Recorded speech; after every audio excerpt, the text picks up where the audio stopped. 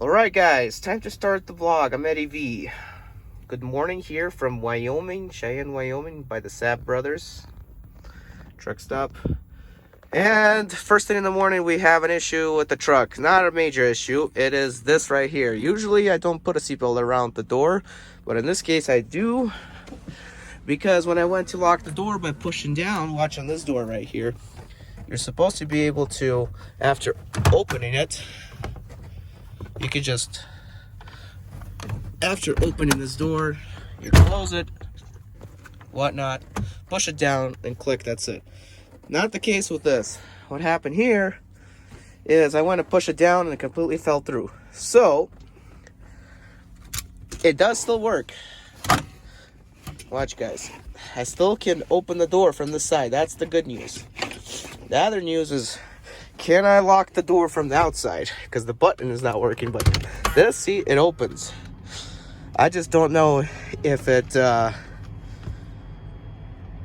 opens or locks on the outside. Okay guys, enough of that. I'm gonna go ahead and do my pre-trip, head off to the truck stop and find out if I-25 is totally open, because I really need to get to Casper, Wyoming, and that's for the pickup going to Michigan.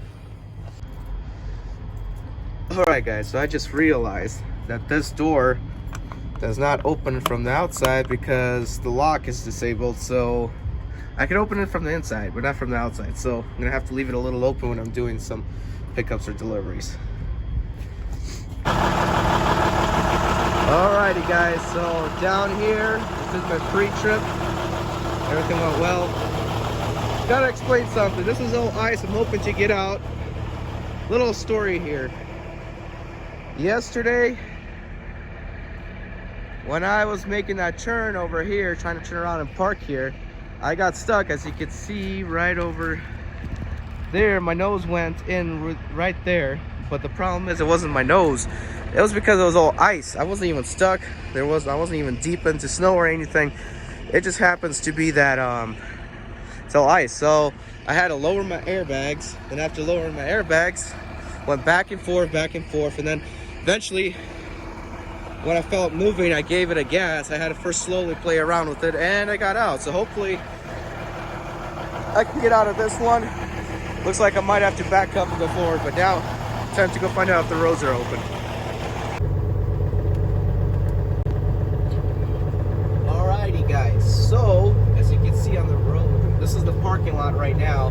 I-80, as far as I heard, is shut down past Cheyenne going west due to a 59 car pileup. I-25, on the other hand, they say it's open. So I'm going to be finding out if it's really open or not. If it's closed, I'm going to have to return to a truck stop back again. But yeah, it should be open. We'll see. So I'll keep you guys updated in just a minute. Okay guys, so the funniest thing is, when I left, I forgot to do one thing, is fuel up at Sapp Brothers, but it's okay. Pilot is another good place to fuel up. And then we're gonna head on to Casper, Wyoming. Look how many trucks are shut down because they're of the closure up on 80. But the roads on the Highway 80 right now are clear, so it must be something way up ahead up there. And right now, I am just gonna get some fuel and then head off to Casper, Wyoming to do this pickup. And yeah, just look at all this. I've never seen that many trucks. I have, but turn left if you on guys Hutchins Drive. ever see that many trucks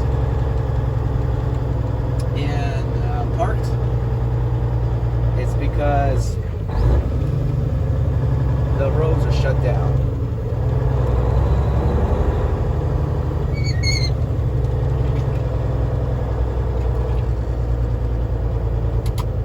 So, because the roads are shut down, and this guy is a slush and ice all mixed together. So, that's one thing I hate. They never really do too good of a job cleaning up the smaller streets. But this is packed. I've never seen that many trucks all just parked. I mean, they're parked good. Oh well, guys, time to go and fuel. Okay, guys, so as you can see, the road is not closed, but it is windy. Gusts up to about 40 plus. This land on the side, but I'm going to make it to Casper, Wyoming.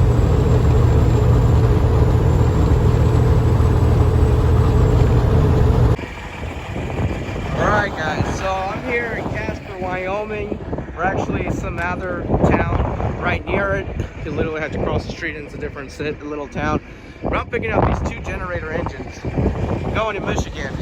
And here's how I chained up the first unit.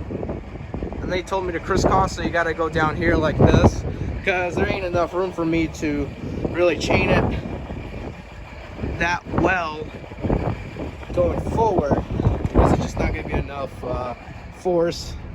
And I had to do it here because of the chains going the other direction. While in front, they're all pretty tight right now. They're all pretty tight. I might check them on later. Front, I was able to run them like this and like that, same way underneath. I just need to add a red flag to the tip because it sticks out just a tiny bit. I need to, that is hooked, not fully tight though. I need to throw that strap over and straps after that, and then I'll show you guys how those completed. But then I gotta weigh myself because I gotta find out either to stay tandem or spread. I want to stay tandem because it's a lot easier to churn. But if I have no choice, I'll have to go spread because 16,000 pounds makes 32,000 pounds. I might be close.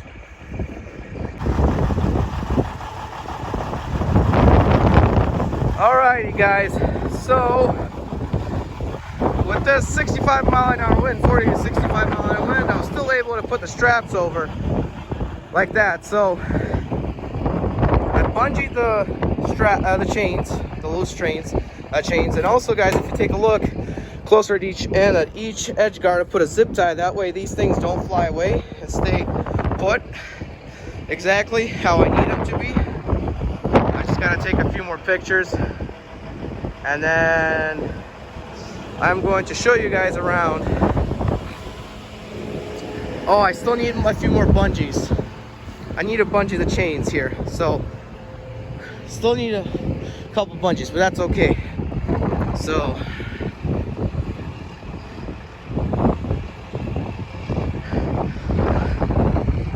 let's just I gotta take a few pictures, but yeah, it worked out well so far. So just gotta bungee a few chains and then go weigh myself. And there you go guys, that's how I bungee these up. They shouldn't go anywhere, should be just staying in. I gotta go do the other one.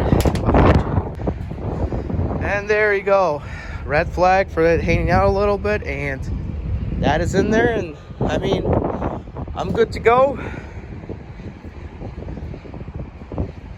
Yeah, I just gotta go to the pilot, which is right around the street, where I will go check my weight, and hopefully I could be the right weight. I don't have to move them on spread. I'll have to be tandem. So, yep. All right, guys. So just weighed myself at Casper, Wyoming, pilot, and what do you call? It is correct weight that I want to see on here. Trailer is heavier, but it's not over 34,000, so I can keep it at tandem instead of moving to spread. So yeah, really good. I'm really happy for this time to hit the road. Okay guys, so now I'm driving back on 25. It's about a 1,300-mile trip to Michigan. Beautiful sunset. It's not that cold, it's kind of warm, but also it is getting colder. It's not as windy, or maybe I'm just feeling it because I'm heavier. Who knows? I am 65,000 pounds. So now just time to roll.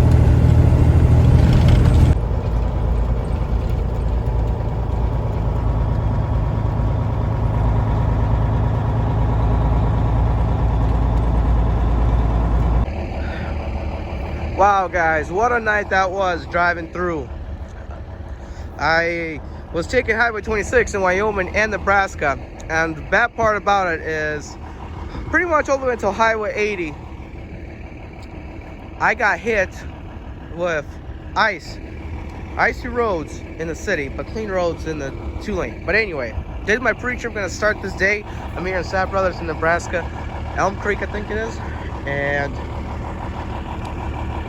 there's only one problem with the truck. There's a small little coolant leak, but that coolant leak is so small it dries up, and I think that coolant leak is whenever the truck sits and it overheats a little bit, like it's in the higher temperatures. That's the only thing I think. They're gonna have to just keep an eye on it.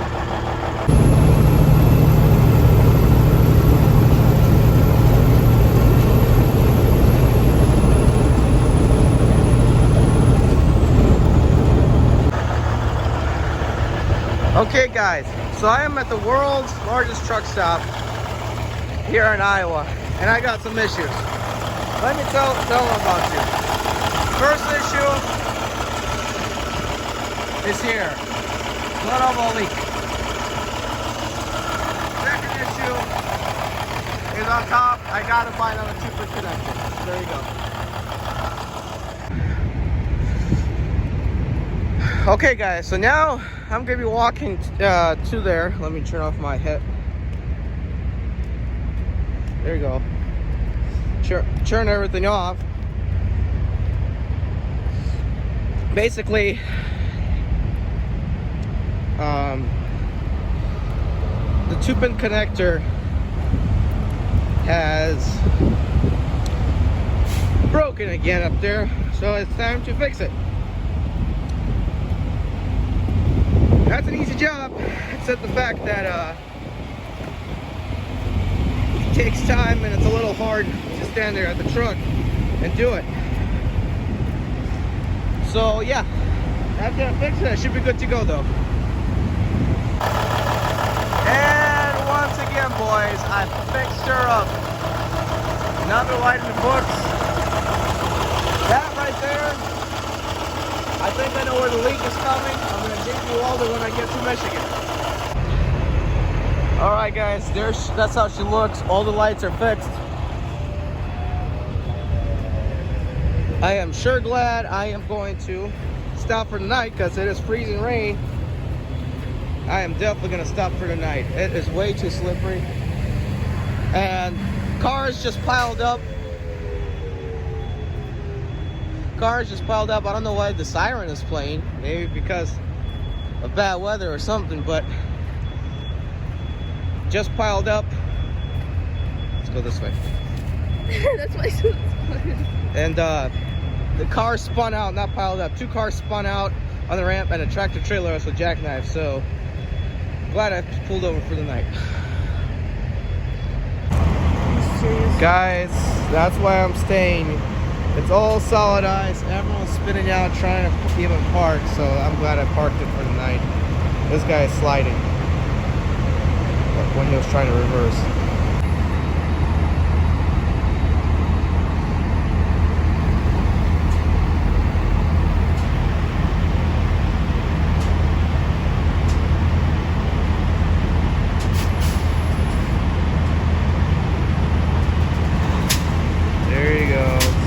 Not doing anything. Not gonna work, buddy. I don't know where you're going. Okay guys, it's beautiful and it's Tuesday.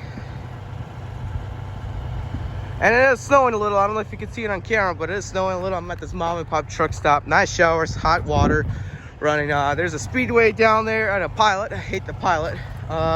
Interesting though, I seen a dumb hotshot. He was speeding, made a turn, and he almost jackknifed his whole entire rig. Wouldn't do this on this type of road. But yeah, so today's Monday. I am taking my 34-hour reset, and I plan to hit the road as soon as it's time for me to go up there. I want to be there like first thing in the morning or something, you know. I'm gonna show you guys a trick I did later once I get back in the truck. But I can now have the temperature of the coolant and oil higher when I'm idling, because I did a trick. Realistically, I need something for the front of my truck to put against the hood. but I drive in this cold weather. But that's because it's a classic. Other than that, it should be good to go. So yeah, just gonna go get some hot chili probably now at this truck. It's a nice hot chili down there. Alright guys, so I'm back in the truck and I'm gonna show you what I mean. Alright, I was in Iowa 80 and I was wondering why at night it kept just getting colder and colder. Two reasons. This coolant temperature was down to about 125 degrees.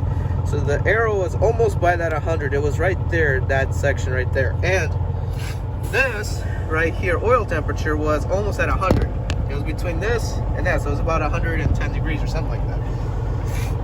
So these, I have absolutely no cruise control at all. At all. Like, so everything, I just drive by foot, and the idle is usually high enough in most case scenarios. Usually, when I drove the Volvo, or we drove the Volvo, it was at 500 RPM idling the Volvo. This truck idles at around 700. So I let it idle a little higher right now, so that it'll be a little warmer coming out of here and giving me heat. So we won't freeze. It's 14 degrees. So, and the oil pressure is a little lower finally than at 40.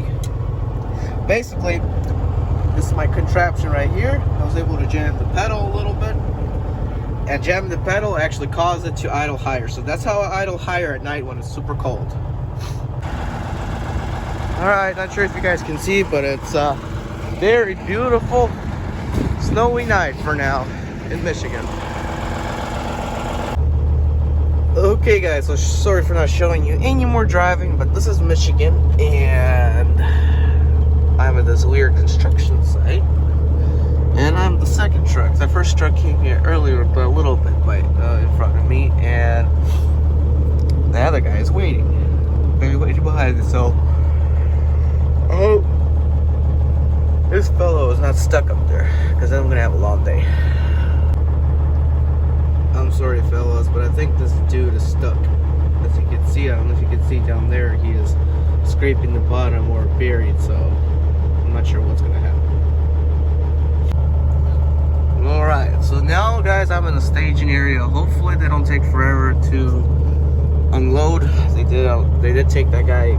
He's not, get him out, he's not stuck anymore, but what I don't get is we might be sitting here for a couple hours probably. Hopefully not, but that's a possibility.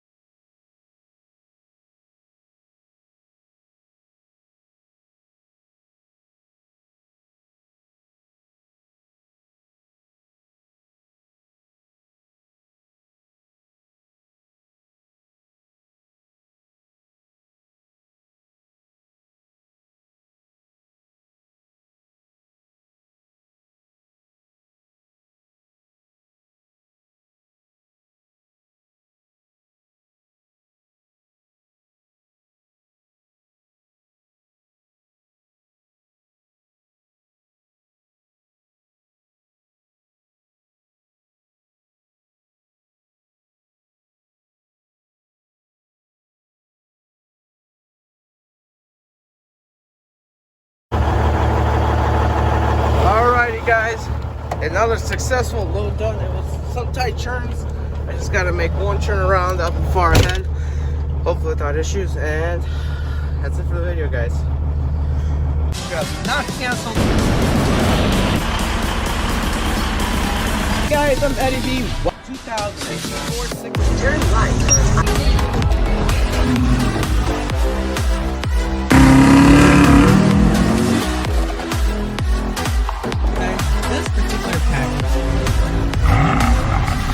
Driving a temp in the 6 Series.